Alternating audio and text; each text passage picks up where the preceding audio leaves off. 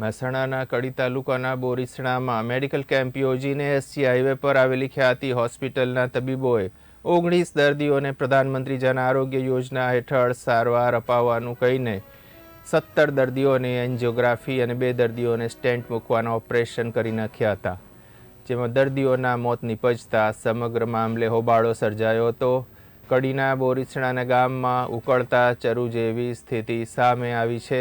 કડીના બોરીસણા ગામ લોકોએ હાઈવે બંધ કર્યો છે। કડી થોળ ઉપર બોરીસણાના ગ્રામજનો રોડ પર વિરોધ દર્શાવી રહ્યા છે। મોટી સંખ્યામાં લોકો રોડ ઉપર ઉમટી પડ્યા છે, જ્યાં તેઓ સૂત્રોચ્ચાર કરીને વિરોધ નોંધાવે છે।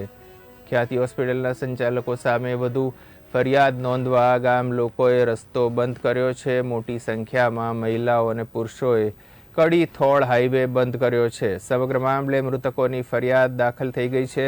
સારવાર લઈ રહેલા અન્ય લોકોની ફરિયાદ દાખલ થવી જોઈએ અને પરિવારને ન્યાય મળવો જોઈએ એવી માંગણી કરી રહ્યા છે।